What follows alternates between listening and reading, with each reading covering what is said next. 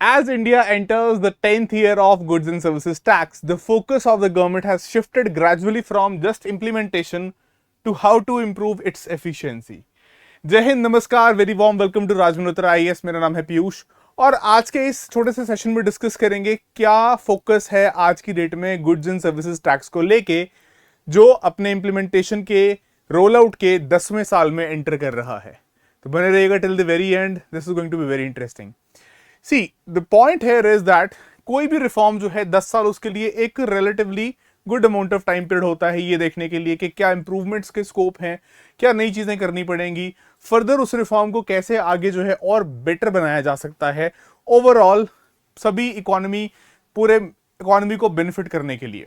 So that is where the discussion for today lies कि भारत ने GST जो है इंप्लीमेंट किया था 2017 ऑनवर्ड्स एंड इंप्लीमेंटेशन को तो काफी समय हो गया।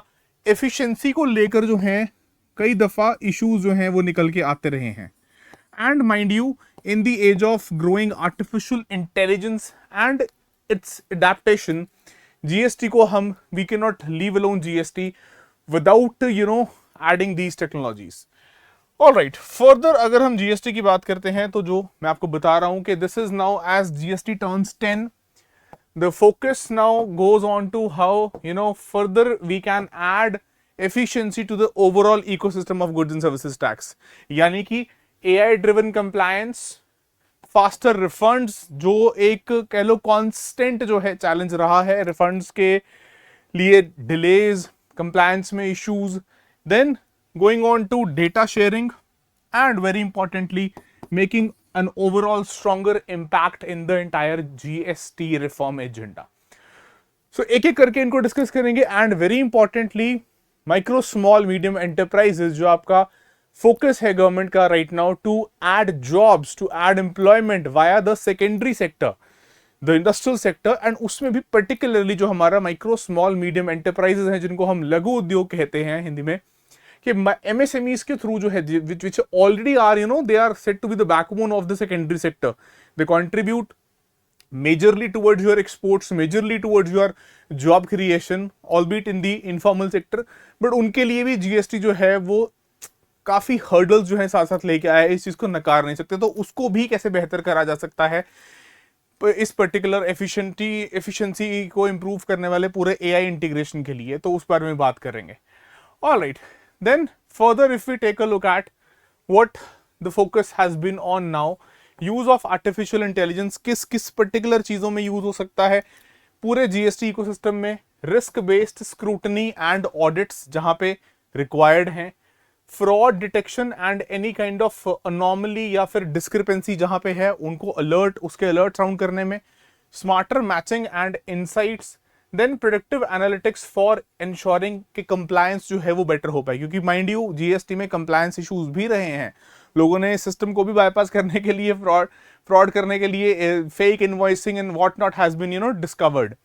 देन फर्दर डेटा शेयरिंग को और कैसे बेटर ट्रांसपेरेंट किया जा सके, सीमलेसली एक्सचेंज किया जाए अक्रॉस गवर्नमेंट एजेंसी। देखो इसमें ना ये एक इंटर डिपार्टमेंटल जो साइलॉज में या inter departmental and inter ministerial जो कोऑर्डिनेशन का दिक्कत रहता है, उसमें this can be a game changer अगर इसको सीमलेसली इंटीग्रेट आप करते हो using artificial intelligence. Then 360 degree view of tax payers for better risk assessment and further you can say improved verification, reduced evasion, very important. देखो दोनों के लिए फायदा है, टैक्स पेयर के लिए भी जो ऑनेस्ट टैक्स पेयर है and for the government agencies GST collections में भी इंप्रूवमेंट करने के लिए आपको यहाँ पे जो है बेनिफिट होगा। Then stronger integration and making outcomes overall better. फिर प्रोसेस को और सिंप्लीफाई करना। देखो कोई भी रिफॉर्म हो, चाहे कितना ही बड़ा है कितना ही छोटा रिफॉर्म हो, going forward when you implement that, when it is put to ground, आपको बहुत सारे प्रोसेस इंप्रूवमेंट्स जो हैं वो ऑन द गो करने पड़ते हैं। क्यों? Once you implemented, once it is on the ground, तब आपको चलता है पता कि इसमें ये चीजें जो है एनविसाज कभी की ही नहीं गई, कभी सोची ही नहीं गई कि ये चीजें भी दिक्कत दे सकती हैं, right. So simplified returns and forms, जो ये कॉन्स्टेंटली ये भी एक इशू रहा है, particularly from the industries, from the businesses जिनको जीएसटी रिटर्न्स जो फाइल करते हैं तो they face hurdles. Further, reduced compliance burdens, easier registration and e-way bill process, पूरा का पूरा आपका जो GST नेटवर्क के साथ इंप्रूवमेंट का स्कोप है, and clear guidance and help for tax payers, जहां पे भी उनको कोई भी ऐसी डिस्क्रिपेंसीज फेस करने को दिखती हैं।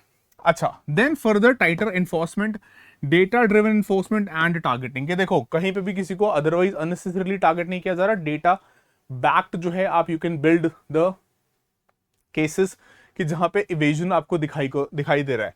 Then timely action against non compliance by the tax payer, that can also be put to work. Stronger deterrence for revenue protection of the government, क्योंकि देखो जीएसटी का loss is a big loss. Now you have had all the taxes, all the indirect taxes almost coming under one umbrella tax, which is the GST, इसके बारे में बात करेंगे अभी। तो यहाँ पे अगर सरकार को नुकसान होता है तो definitely it takes a hit on the income of the government. Remember, जब आप फिस्कल पॉलिसी में पढ़ते हैं तो this forms the part of your tax revenue receipts of the government, right? And fair play for compliant taxpayers, जो कि आप कह सकते हो honest taxpayer है, ताकि उसको जो है आप हरास या उसको तंग आप ना करें। So these are all the outcomes, lower compliance costs, faster refunds, smoother processes, of course overall economy की ग्रोथ के लिए भी अच्छा रहेगा। Stronger compliance, higher voluntary tax payments, है ना, reduced fraud and leakages and better ease of doing business, which is very crucial for the economy to go forward with the kind of growth rates which we want, अगर हमें 2047 तक एक realise करना है अपना विकसित भारत के ड्रीम को।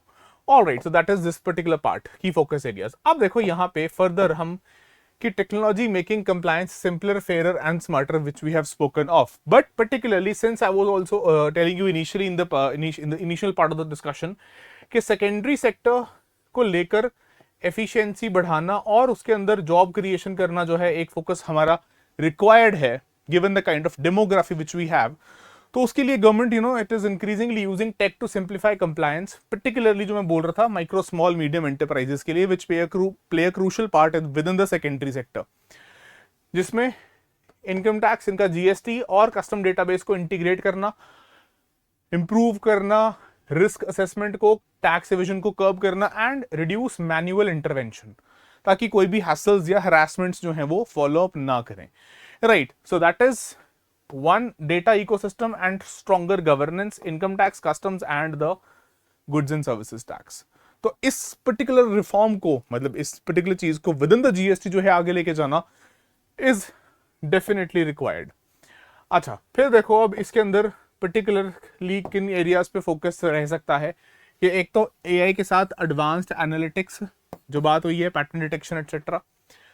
सिंप्लीफाइड कंप्लायंस, जैसे इसमें सिंप्लीफाइड कंप्लायंस में क्या है, एआई क्या कर सकता है कि जिस पर्टिकुलर यूजर, जिस पर्टिकुलर माइक्रो स्मॉल या मीडियम एंटरप्राइज का कंसर्न वो पोर्टल है जहां पे वो फाइल कर रहा है अपना जीएसटी, तो उसमें जो है pre filled forms according to the data available from that particular user, वो हो सकता है कि प्री फिल्ड फॉर्म्स हो, टाइम कम लगे, बार बार सेम इंफॉर्मेशन जो है वो आपको पोर्टल पे एंटर ना करनी पड़े, fewer approvals, simplified processes especially for micro small medium enterprises. Then digital first experience, online filing, verified documents and real time notifications for ease of use and enhanced speed. देखो ये छोटी छोटी चीजें हैं, but they cumulatively they rather make up for improving the overall, you can say, interaction which the user or the taxpayer has with the taxman or the GST system. फिर data integration at larger scale, कि unified view across GST, income tax and customs, ताकि accurate और holistic risk profiling जो है वो की जा सके, पर्टिकुलरली हमारे यहाँ पे माइक्रो स्मॉल मीडियम एंटरप्राइजेस की। Then reduced manual intervention, automation जितना हो, rules based system ensuring transparency, fairness and consistency, ताकि किसी को भी हासिल जो है या हरासमेंट ना फेस करनी पड़े, राइट? सो बेनिफिट्स एमएसएमईज के लिए देखो, अगर स्पेसिफिकली हम इंडस्ट्री में एमएसएमईज की बात करें, ये आपके मेंस के पर्सपेक्टिव से this is a good fodder, this is good fodder points आप यूज कर सकते हो अपने इस साल के मेंस के लिए भी। तो क्या बोल रहे हैं, एक तो less time, less effort, simplified processes, मतलब कंप्लायंस का जो ओवरऑल बर्डन, हम ये देखो ना, ये सारे पॉइंट्स हम ना चैलेंजेस में लिखते हैं आज भी कि एमएसएमईज पर्टिकुलरली क्या इश्यूज फेस करती हैं, और अगर उसको स्पेसिफिकली हम टैक्स के साथ या जीएसटी के साथ जोड़ के देखें तो यहाँ दोनों के लिए फॉर्डर पॉइंट्स मिल रहे हैं आपको आपके मेंस के लिए, चाहे जीएसटी के इंप्लीमेंटेशन या उसके फर्दर 10 साल के कंप्लीट होने या 10 साल कह लो, 10th ईयर जो रोल आउट का एंटर किया है, तो उसमें आगे फर्दर क्या इंप्रूवमेंट चाहिए, that part, and also with in the specifically secondary sector MSME part. तो एक तो ये हो गया कि कंप्लायंस बर्डन कम होता है, more time to focus on their own internal working processes, growth कैसे एक्सपैंड कर सकते हैं और बेटर तरीके से, lower costs, reduce paper work, कम visits, lower professional and compliance cost. देखो इसमें एमएसएमई जो है पर्टिकुलरली ये भी एक बर्डन फेस करती हैं कि उनको जो है एडिशनल और वर्कफोर्स हायर करनी पड़ती है, आउटसोर्स करना पड़ता है इस चीज को। तो वहां अगर प्रीफिल्ड होगा, एआई ड्रिवन होगा, एआई से लिंक्ड होगा, वो कॉस्ट कट करने में, मैं ये नहीं कह रहा हूं जीरो हो जाएंगी, बट रिलेटिवली वो कॉस्ट कट करने में एटलीस्ट जो है वो आसानी होगी। Then easy access, digital tools, helplines, guidance tailored to the needs of the micro, small, medium enterprises, and more growth, more opportunities, job creation, export competitiveness, export enhancement, है ना, compare जो ओवरऑल अच्छा, उसके साथ फॉरेक्स अर्निंग्स ऑल्सो एक और dimension add कर सकते हो। तो मतलब क्या हुआ, trusted transparent system which supports businesses to grow bigger and faster. ये सब बेनिफिट्स हम देख सकते हैं कि आप पहुंचा सकते हो एमएसएमईज को, going down further bettering the overall GST ecosystem. Impact क्या होगा, better enhanced stronger risk assessment, curbing tax evasion, higher compliance and higher trust, plus stronger nation, stronger economy, a win win situation, a win win proposition for each one of us. अच्छा चलो ठीक है, then further देखो, अब let's take a look at overall, एक quick review ले लेते हैं, जीएसटी सिस्टम था क्या, कैसे आया था, as it is entering the 10th year of its roll out, है ना, 1 जुलाई 2017 के समय में इंप्लीमेंट हुआ था। So it was introduced on 1 July 2017 and it replaced a complex and a very diverse ecosystem of indirect taxes. multiple income indirect taxes थे, I'm sorry अगर मैं income tax बोल गया हो, तो multiple indirect taxes थे जो क्यूमुलेटिवली बहुत ज्यादा बर्डन प्लेस करते थे इनडायरेक्ट टैक्स का एंड यूजर पे, कंज्यूमर तक, जब तक जो गुड या सर्विस पहुंचता था। तो सो including 17 central taxes, state taxes, and different kinds of cesses also, 13 cesses, as much as 13 cesses। खुद इमेजिन करके देखो कि इवेंचुअली यूजर जो है वो 50-60% टैक्स जो है वो पे कर रहा था। सो दैट इज एक यूनिफाइड इनडायरेक्ट टैक्स फ्रेमवर्क जो है वो आ गया, जिसके अंदर ये सारे सबज्यूम हो गए। So the reform rolled after years of negotiations between central states was aimed at creating a common national market and reducing cascading। क्या कहा गया, one nation, one tax, one market। क्यों, अलग अलग स्टेट्स अपने अपने अलग अलग टैक्सेस चला रहे हैं, कहीं पे यूजर जो है वो कम टैक्स पे कर रहा है, सिटीजन कहीं पे ज्यादा टैक्स पे कर रहा है। तो ये भी एक डिस्क्रिपेंसी था कि डिस्पैरिटी क्यों होना चाहिए, अगर हम एक ही देश के नागरिक हैं, एक ही संविधान के अंदर हम जो है ऑपरेट करते हैं, तो अलग अलग टैक्स रेट्स क्यों पे करें, है ना, किसी एक स्टेट में और किसी दूसरे स्टेट में। देन फर्दर जीएसटी ने क्या हेल्प किया, ब्रॉड करने के लिए एक तो टैक्स बेस, कंप्लायंस को स्ट्रेंथन किया, रेवेन्यू जो सरकार कलेक्ट कर पा रही थी उसको भी बेटर किया। क्यों, क्योंकि कंप्लायंस बढ़ेगा तो उससे क्या होगा, रेवेन्यू कलेक्शन भी इंक्रीज होगा, making India one of the most significant, Bharat के सबसे सिग्निफिकेंट रिफॉर्म्स में गिना गया, या ऐसे भी बोल सकते हो कि after independence it was touted as the biggest economic reform which the country has rolled out, है ना। अच्छा, फिर रजिस्टर्ड टैक्स पेयर बेस देखो एक्सपैंड किया 6.65 मिलियन से at its launch in 2017 to as high as above 16 million in 2026। क्या reflect करता है कि जो एक हम स्ट्रक्चरल चैलेंज बोलते हैं ना हमारी इकोनॉमी में, स्ट्रक्चरल चैलेंज के इनफॉर्मलाइजेशन बढ़ा पास्ट डेकेड्स में, कि इनफॉर्मल सेक्टर ग्रो किया, फॉर्मल सेक्टर उतना ग्रो नहीं किया, जिसके अपने खुद अलग चैलेंजेस जो हैं वो निकल के आ गए, इनफॉर्मलाइजेशन ऑफ द इकोनॉमी। तो यहां पे फॉर्मलाइजेशन जो है वो इंश्योर हुआ इकोनॉमी का with the GST roll out. Then introduce किया गया था इनिशियली, ये इनिशियली बता रहा हूं, आज की डेट में ये स्ट्रक्चर नहीं है, इनिशियली 2017 में जब रोल आउट किया गया था तो it was a 4 slab structure. एक चलो 0% था, उसके अलावा you had 5%, 12%, 18% and 28% for sin goods. इसके ओवर एंड अबव जो है सेस लगाया गया था। क्यों, states were very wary, states जो हैं वो चिंता में थी कि जीएसटी आ जाएगा, हमारे इनडायरेक्ट टैक्स रेवेन्यू पे फर्क पड़ेगा। डेफिनेटली नया रिफॉर्म था, स्टेट्स हैड पूरा लेके आने में टाइम इसलिए लगा था क्योंकि स्टेट्स के पावर जा रहे थे यहाँ से, तभी आपको जो है रैटिफिकेशन वाला अमेंडमेंट अंडर 368 है ना, पार्लियामेंट ने तो पास किया, but at least half of the state legislatures had to ratify that amendment, जिसके लिए जीएसटी रोल आउट करना बहुत आसान नहीं था अगर पार्लियामेंट्री प्रोसीजर के अकॉर्डिंग बात की जाए under article 368 of the constitution. तो स्टेट्स अपनी जगह सही थी, उनको ये डर था कि यार हमारे पास पैसा कैसे आएगा, हमारे इनडायरेक्ट टैक्सेस जो हैं वो जा रहे हैं जीएसटी में सब्ज्यूम हो रहे हैं, we are losing on our powers to levy and collect taxes. तो उसके लिए क्या रखा गया, जीएसटी कॉम्पनसेशन सेस, है ना, और ये सेस यहां पे लगाया गया over and above this 28% for luxury sin and demerit goods. ठीक है, जितनी भी ऐसी चीजें हैं जो आप इकोनॉमी में सिन गुड्स में पढ़ते हो। Then this matured over years with stability in revenue, technology backend जो जीएसटी नेटवर्क क्रिएट किया गया था, GST as a not for profit company, and besides increasing the registered tax payer जो बेस था। पॉलिसी मेकर्स ने decide किया, अब कह लो 2025 आते आते, कि this now requires a reform, and reform कैसा, जीएसटी 2.0। 17 से लेकर 25 तक कोई मेजर ओवरहॉलिंग नहीं की गई, लेकिन 2025 में सितंबर 21, 2025 ये 4 टीयर स्ट्रक्चर वॉज ऑपरेशनल, 5, 12, 18 और 28 प्लस सेस, ये जो ऊपर लग रहे थे, इसको चेंज करके 2 टीयर स्ट्रक्चर में कन्वर्ट कर दिया गया। Essentially all the daily based requirements जितनी थी वो डाल दी गई 5% के स्लैब में, बाकी इकोनॉमिक जो स्टैंडर्ड गुड्स थे उनको डाल दिया गया 18%, मतलब 12% खत्म, 28% खत्म, ये ओवर एंड अबव वाला सेस भी खत्म, और एक स्पेशल रेट रखा गया,